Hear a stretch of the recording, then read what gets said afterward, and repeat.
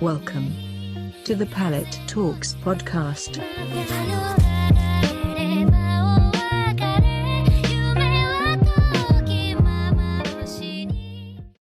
Hello, everyone, and welcome to the Palette Talks.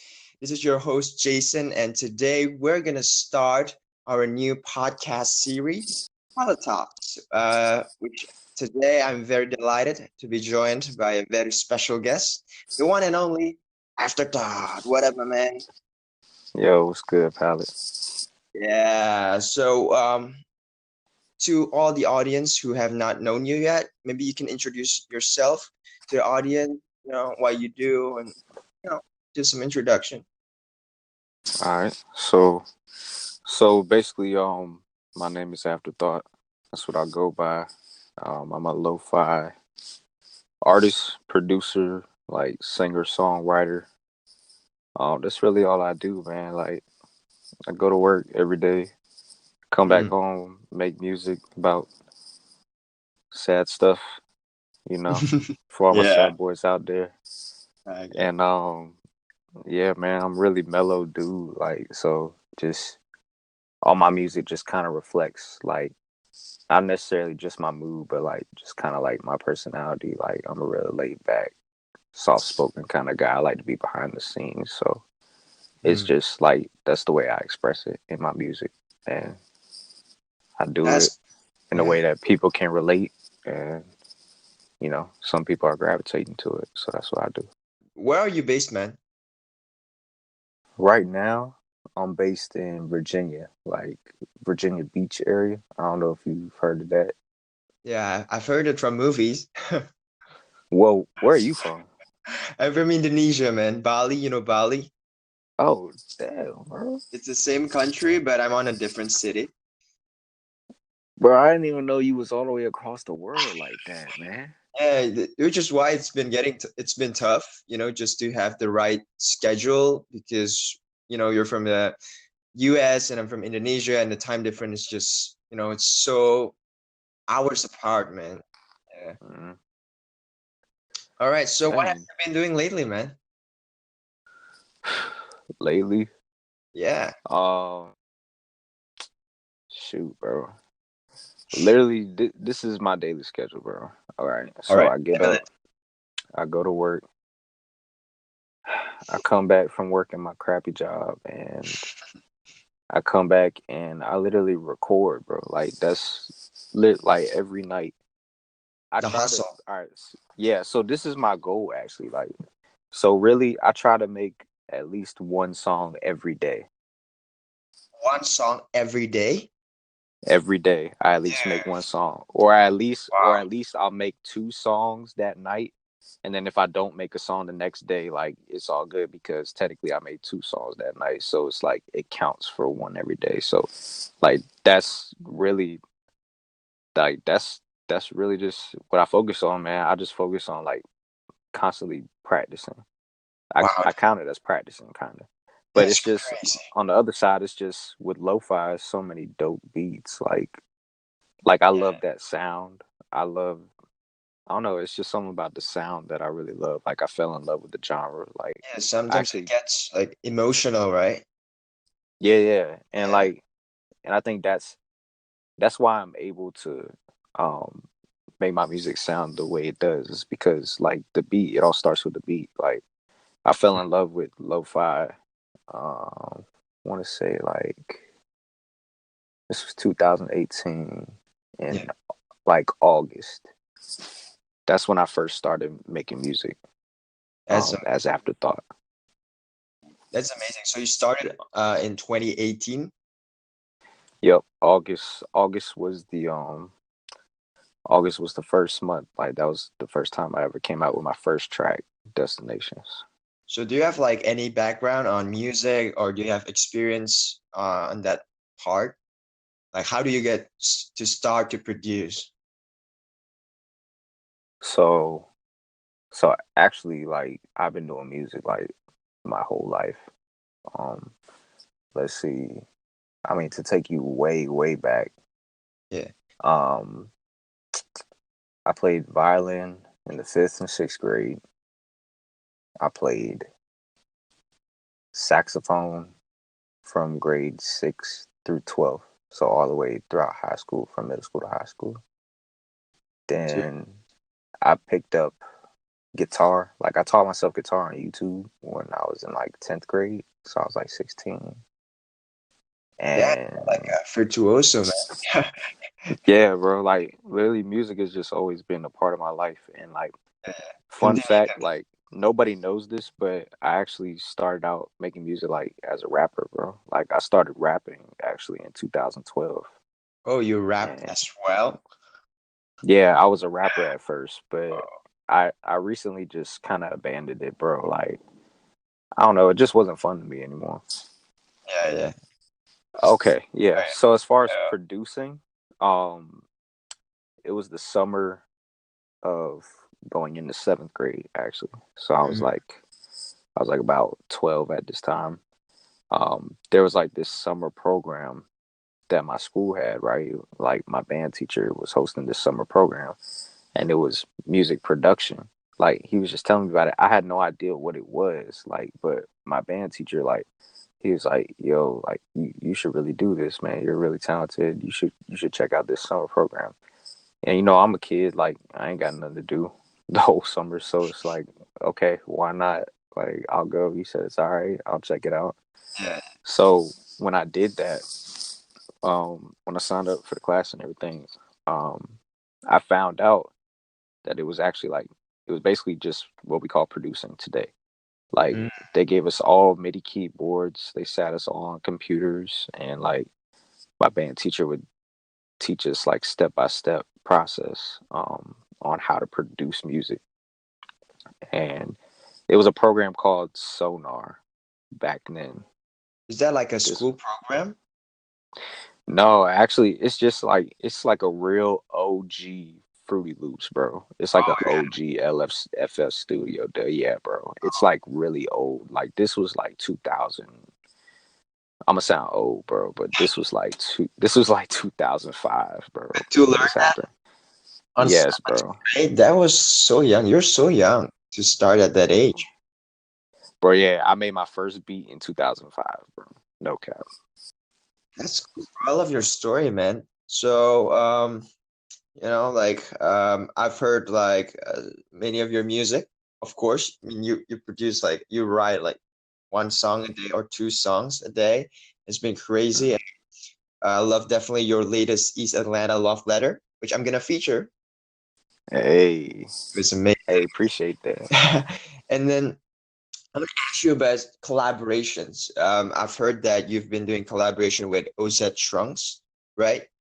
Um, Yeah, O said that's my boy, bro. do you have any other, projects or plans for future collaborations? Um, all right, I get a lot of DMs, like a lot of messages with artists that want to do music and stuff like that. And like this is no offense like to any artist or anything, but I'm not doing features. I'm not working with other singers or rappers. Like I'm strictly working with producers right now. Like I don't I don't want to do features. Like I'm completely consumed to myself. And like again I said, this is like not any shot to any of them or anything. It's just like with me just starting out for real, like I only want to focus on myself. Yeah, I totally And understand that. Yeah, I feel you. but producer wise though, there are a couple producers that I really do work with a lot. So OSED is one, obviously. Um, there's this guy based out of China. His name is Medic Oh Music. yeah, yeah, I know him. I know him. Yeah, he's so talented on the guitar, bro. Yeah, man. So crazy. Just made a song. Yeah, I just made a song by him actually. I literally just found him on Instagram like what was it, like 4 or 5 days ago, man. I hit him up and I was like, "Yo, don't be mad at me, but I just made a song to one of your guitar beats," and he was cool with it. Like to be surprising, like I know like a lot of producers like they react differently. Yeah, with yeah. that. Some people get mad. So shout out to Medic Music for Shout out to Matt. being He's like understanding. super kind. Like I met him like a year ago, I think, and he's been like super supportive. And I've been listening to his podcast as well, with his friend Lamb Chop, right? He's a producer, so Yeah, super amazing, super cool dude. bro. Yeah, he's so talented, bro. Like he's like as a guitar player myself, Mm. like I almost envy like his ability with the guitar. He can really jam on that thing. So I got a song with him too. I just finished mixing that. Um UC, he's a pretty big producer that I'm working with right now. Okay.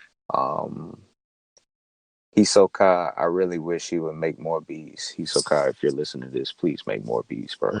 Like I don't know what's up with him, man. Like I hear from him every now and then, but it seems like he's like retired. Like I don't know. Yeah, some people they just feel like they just don't have that creative, task. So they produce like once like every 2 weeks, it's a rare occasion to produce for them, even though they produce like really dope beats. Yeah, it's just Mhm. uh, if they can produce like once a day, that would be like, ooh, super. So, and besides them, like I'm just trying to pick up more on producing too myself too. So then that way I don't have to like ask other producers like if I can lease a beat or something. Just that way to like skip a whole bunch of hoops, and just kind of own some of my stuff too. So you don't do So like leasing and stuff? I do, I do. Just one out of respect, and then two, like yeah, from a business standpoint, like because if I'm gonna put a song on Spotify or Apple Music and make some sort of streaming income, then I have to do it legally. Yeah. I don't know. As a musician, like as an old ex producer myself, like I used to be hard into it. I can really understand like when someone steals your beat. Yo, you know what? Actually, someone just stole my beat. I just found out For today. real? Someone's Yeah, somebody stole one of my beats, man. I went on my YouTube channel. Bro, and there's a beat I have on YouTube called Sunset Guitar, bro. Huh? Yeah, yeah, yeah. I woke up to a notification email with a copyright claim on my beat. Oh. And I was like, what? uh, It pissed me off, man. Like I disputed it immediately. But yeah. yeah, like I don't like being that guy. Like if if you know me or like when you get to know me, you'll know that like I'm not really the kind of guy like I don't like stealing. I don't like doing business the wrong way. Like I like to keep my business clean and do it the right way. Yeah, man, you gotta do like to others what you want others do to you, I guess. Like, so, you know, I think like Exactly. everyone doesn't want to be, they don't want their music to be stolen. So, yeah, I mean, that Yeah. sucks, man. If people stole your beats like that, ooh. Yeah, bro. Like that's another reason why I kind of like shied back away from producing because it's like nowadays it's like if you want to really get your name out there like as a producer you have to put out so many beats, right? Yeah, And it's like it's so easy for people to just rip them off the internet. Like I mean I do that all the time, right? But yeah. I still at the end of the day I still hit up the producer though. Like I'll take the beat and just not contact them and make a song out of it. And then if I end up liking the song and want to use the song, then that's when I'll contact the producer and say, hey, I want to release this song. Can I purchase the lease? Mm. And then I just do it from that point. Yeah, so you basically make the beats first, and if you find it like really good, then you start contacting them. That's pretty smart, actually. Yeah. Yeah, man. Cause I don't want to waste money. Like I learned a lot of do's and don'ts from my past rap career. Like when I was rapping and stuff, I really learned like how the industry worked. So I learned a lot of things to do and things not to do and how to go about things the right way. Can you give some examples, like what are things to do and some things that we're not allowed to do? Just a little tip, I guess. Okay, like you want to from a standpoint as an artist. Yes, as an artist. Okay, as an artist. All right, there's actually several things. All right, so anybody, if you're making music, if you're an artist, and this is what you want to do, a list of things not to do. One, do not copy someone else, bro. Please don't copy somebody else, man. Copy someone else. All right. Dude, like, just don't be a copycat, bro. Like, you have to find your own sound. Like, and it's tough. Like I said, I made music since I started recording myself since 2012. It's 2019 now. It's been 7 years, and I'm just now finally finding my own unique sound. Mm. So like after 7 years, it takes time, and some may find it quicker than others. I just so happen to find it after 7 years. But yeah, one, don't copy anyone else, bro, because like one, it just looks lame, and then two, you're just like another person. Like you don't really find any success mimicking someone else. Like when you find something that's different and that stands out, like Yeah. people will notice that and people will like it, and So true. and that's how you'll like create a fan base and get people to start like listening to your music. um Another thing not to do, all right, don't spam everybody with your links, Yes, guys. don't Please don't do spam that. everyone, please, please, please. Please don't. Don't spam your DM. I know that DM you copy it to like 10 other pages. Like, please don't do that. Bro, I know you get those every day, bro. Every single I know it. day. Oh. Yeah, but Bro, how annoying is that, bro? for me, man, when you get like someone to DM you, I always have the time. I always try to find the time because you may not know, like, what if that guy is actually really serious about what he's coming up with? So basically, I just DM him, asking him some questions. Just want to see if he's really like genuinely interested, especially on Mm-hmm. featuring it or working together. So I just test everybody out. So, and if I see like they respond like a day later, like I don't feel like he or she is like um interested enough, like putting effort into it, just doing spam. Like if they just spam it, like I would Mm-hmm. just either decline it or I just ignore them. It's just like my system, you know. So everybody's got Yeah. their own systems, but this is just how I work because I've got tons of messages every single day, and keeping up with every single message is a challenge itself. So yeah, that's for me. How about you, man? Yeah. So like that's actually a good point. Like that kind of pulls into the next thing I was gonna say is like that's another thing I've learned on what to actually do.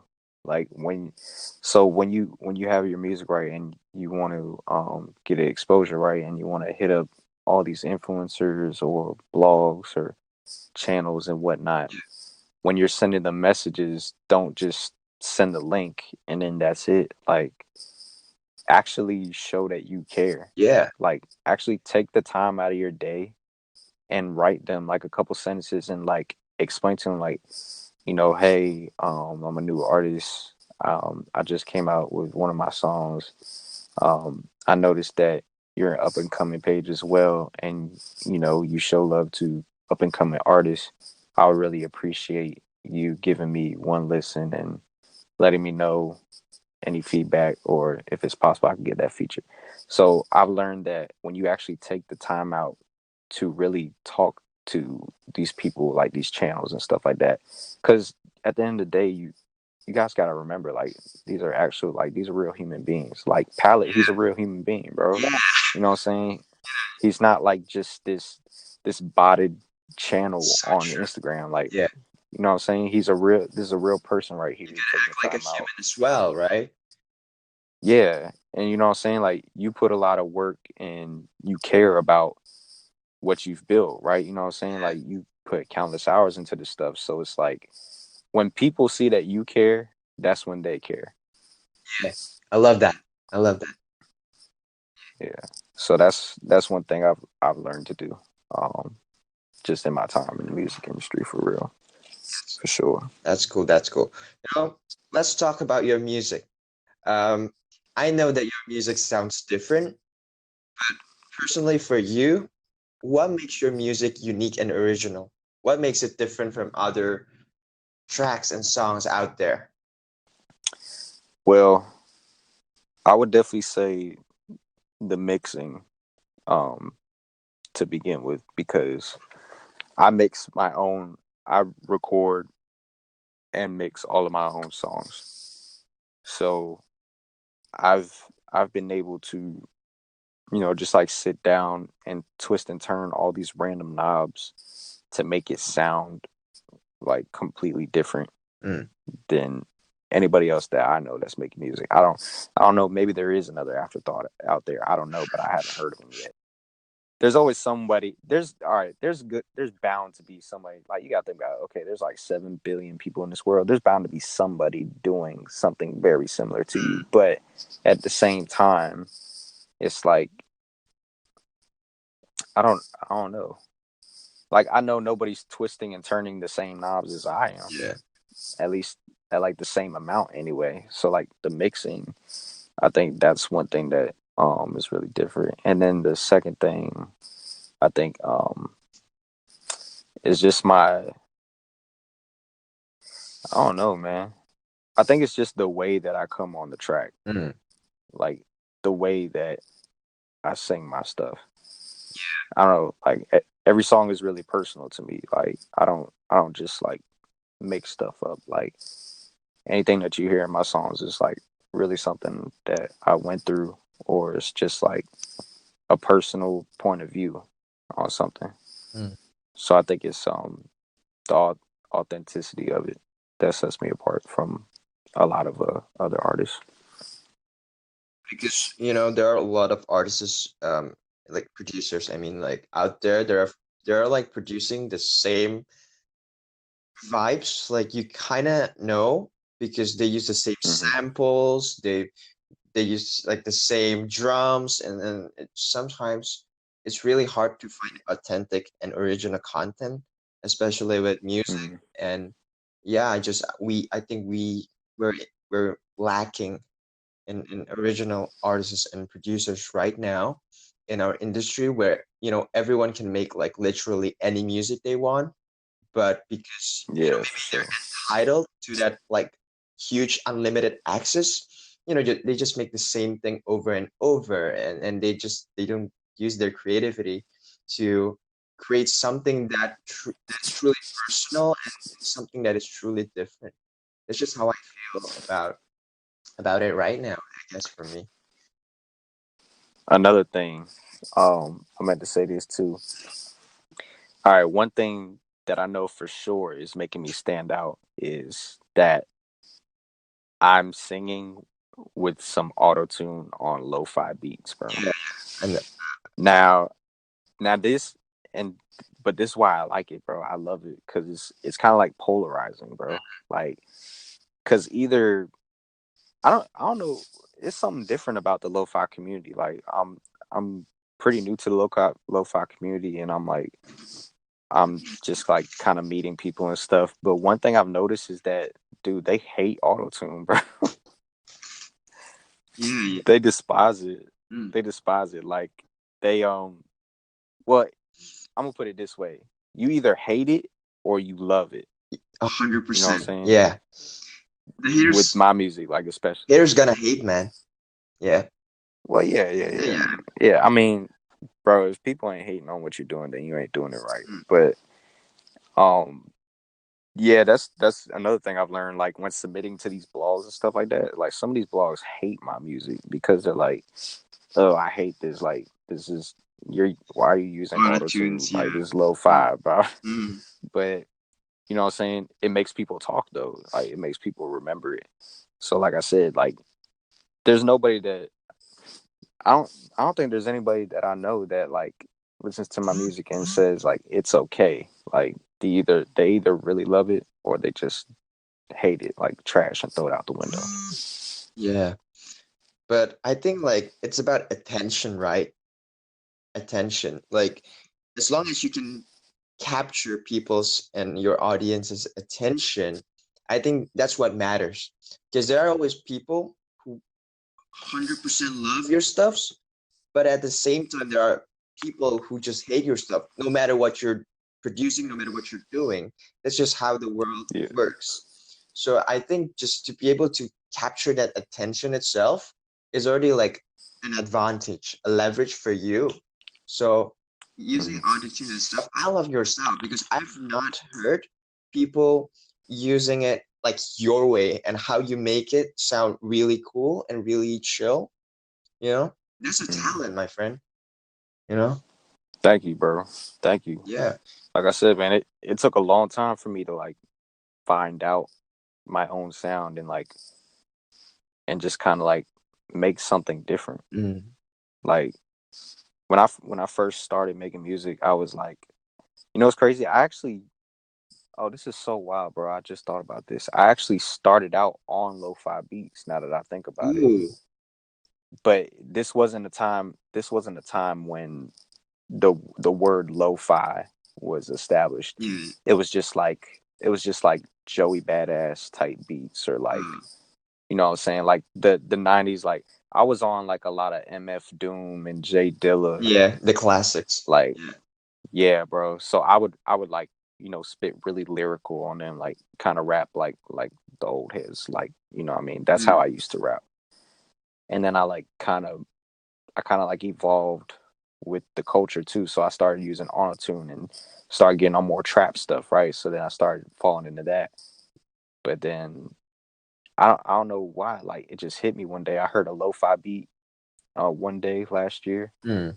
and I fell in love with it all over again. I was like, dang man, this sounds like my old stuff. Like I love these beats. Yeah. And then just popped into my head. I was like, wait, what if I could blend like the auto tune Yeah. and mix it with these beats? So then I tried it, and then the first song I made, bro, like I think the first song I made, Destinations, is like my biggest one to this day, Mm. actually. Yeah, I mean like mixing genres is huge now. I mean like we all know Hmm. Lil Nas X with Old Town Road, Oh yeah, mixing country and trap. People thought he was crazy until it came on top of the Billboard charts. Everybody's loving it, right?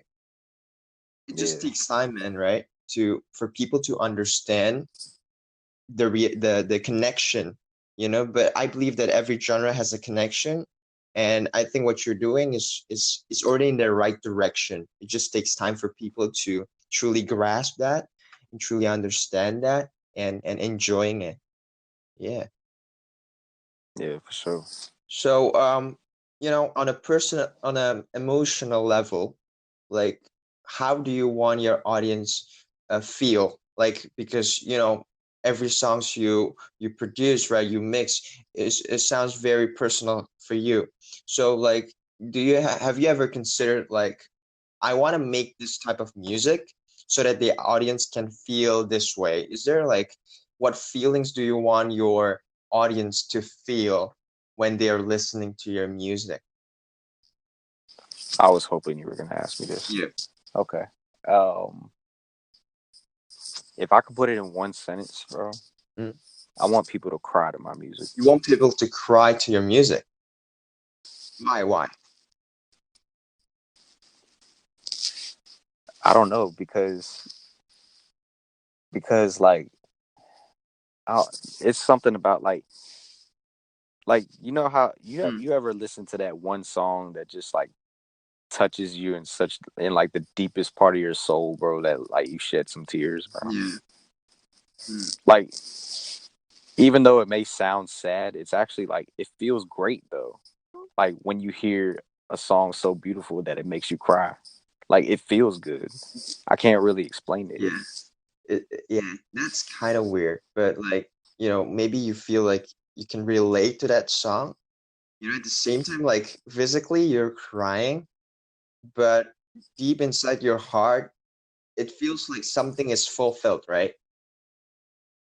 Yeah, Like you get that for sure. yeah, you get that satisfactory feeling, and yeah, it will be That's what I want. yeah. Yeah, I just want people to, I just want people to relate, man. Like I'm pretty sure everybody can relate to some form of my heartbreak, right, or Mm, something along those lines. Like everybody has experienced love at some sort of level, yeah. so it's like something that everybody can relate to. And yeah, I want to make people cry, bro. Let them know, Afterthought is here for you. Oh, that's amazing. That's amazing. I didn't expect that, but yeah, makes Yeah, man. sense for me now. All right. We're gonna play some games. Are you down to do some Would You Rather games before we ending it? Yeah, Yeah. for sure. All right. That's what's up. First one. Would you rather give up social media or eat the same meal for dinner until the rest of your life? Ooh, this one's tough. Can I? All right, let me ask this. Can I pick the meal? You want to pick the meal? So, what do you want to eat for the rest of your life? Okay, see, I don't know that, Ah. but you had to give me some time on that. But could I pick the meal though? Like, I would do that. I would actually eat the same thing for dinner, every day, and I would make it something healthy. That way, I force myself to eat healthy. All right, let's go. All right, second one. Would you rather always being late for 20 minutes for every important events, or would you rather be 2 hours early to all the not unimportant events? Oh my god, bro, Ooh, that's this tough. is tough. Oh crap, bro. Shoot, bro. I think this is too deep. The craziest part is that I'm always late all the time, bro. I think everybody is late all the time. I'm always late. But no, cause if it was something really important, bro, I'm gonna have to say I'd rather be 2 hours early, bro. Cause then at least I could do something productive in those 2 hours. All right, all right, all right. Would you rather win 25 grand, or would you rather have your best friend win 100 grand? Bro, me 25 all the way, All bro. right. Next, Bro, yeah, would you rather have no taste or be color blind? no taste. But you're gonna eat the same food for the rest of your life. Hey, bro, like that's fine with me, bro. Okay. Like, nope, I can't see color, bro. Like that's like that colors give you emotion, bro. I gotta see that. Yeah. Okay, last one. Would you rather subscribe to PewDiePie or T-Series? PewDiePie, he's kind of funny. PewDiePie all the way. All right. This is Afterthought. You have any message you want to share before we ending it? Shout out to my boy Palette, man. Yeah.